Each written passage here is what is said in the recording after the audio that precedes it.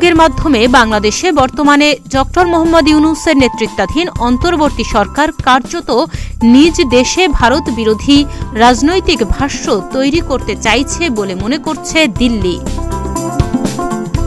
ভারতের পররাষ্ট্র মন্ত্রণালয় সূত্রের বরাত দিয়ে আনন্দবাজারের এক প্রতিবেদনে বলা হয়েছে, এগুলো করা হচ্ছে বাংলাদেশের রাজনৈতিক গ্যালারিকে বার্তা দিতে। রেড কর্নার নোটিশ দিলেই যে ভারত থরহরিকম্প হয়ে কোনো সিদ্ধান্ত নেবে এমন বিন্দুমাত্র সম্ভাবনা আদৌ নেই, বরং এই সময়ে দাঁড়িয়ে এই কথাকে ঢাকাকে মনে করিয়ে দিতে চাইছেন কূটনীতিকেরা। এছাড়া ওই প্রতিবেদনে আরও বলা হয়েছে, দেশের অর্থনীতিকে কোন ঠাসা অবস্থা থেকে ফিরিয়ে আনতে এবং ভবিষ্যতের ধাক্কা সামলাতে ভারতের সঙ্গে বাস্তবোচিত সম্পর্ক তৈরি করা উচিত। নয়াদিল্লির ওপর রাজনৈতিক চাপ বাড়ানোর নীতি নিলে ভারতের অর্থনৈতিক পরিস্থিতির সুরাহা হবে না। সূত্র বলছে, আপাতত বিদ্যুৎ বকেয়ার বিষয়টি নিয়ে প্রবল চাপে রয়েছে বাংলাদেশের অন্তর্বর্তীকালীন সরকার।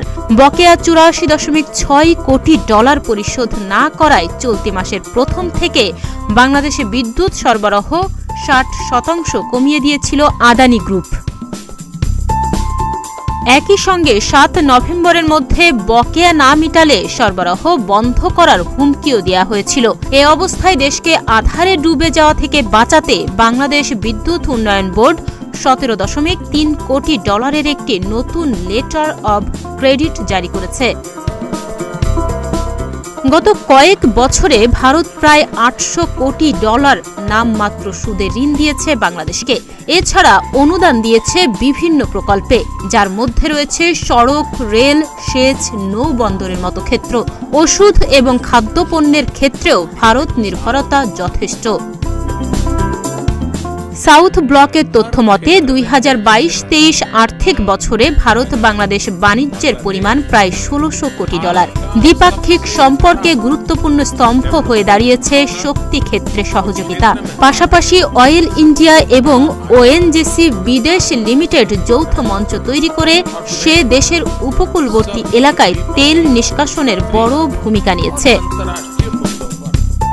পররাষ্ট্র মন্ত্রণালয় জানিয়েছে, এই মুহূর্তে ভারত থেকে ১১৬০ মেগাওয়াট বিদ্যুৎ আমদানি করছে বাংলাদেশ। পাইপলাইনে ভারত থেকে বাংলাদেশে হাই স্পিড ডিজেল পরিবহন উল্লেখযোগ্য সাফল্য। প্রাকৃতিক বিপর্যয়, খাদ্য নিরাপত্তা, শক্তি ক্ষেত্রে নিরাপত্তার মতো প্রতি বছর লেগে থাকা সংকটে নাস্তা নাবুদ বাংলাদেশের অর্থনীতি। আনন্দবাজারের ওই সূত্রের বক্তব্য, এই ক্ষেত্রগুলোতে ভারতের সহায়তা বাংলাদেশের অর্থনীতিকে সামলাতে খুবই জরুরি। এখন শেখ হাসিনার সময়েই বৈদেশিক ঋণের পাহাড় জমেছে। সর্বশেষ পাওয়া সরকারি তথ্য অনুযায়ী জাপানের কাছ থেকে ৯২১ কোটি ডলার, রাশিয়ার কাছ থেকে ৫০৯ কোটি, চীনের কাছ থেকে ৪৭৬ কোটি এবং ভারত থেকে ১০২ কোটি ডলার ঋণ বাংলাদেশের। বাস্তবে ঋণ আরও বেশি। তথ্য অনুযায়ী ২০২৩ সালের জুলাই থেকে ২০২৪ সালের মার্চ পর্যন্ত বাংলাদেশ ৬৬৩ কোটি ডলার ঋণ নিয়েছে। আওয়ামী লীগের সময়ে ঋণের কিস্তি শোধ করতে হবে এই সরকারকে। পরিস্থিতি এমন দিকে যাচ্ছে যা সামাজিকভাবে নৈরাজ্যের জন্ম দিতে পারে বলে আশঙ্কাও করা হচ্ছে।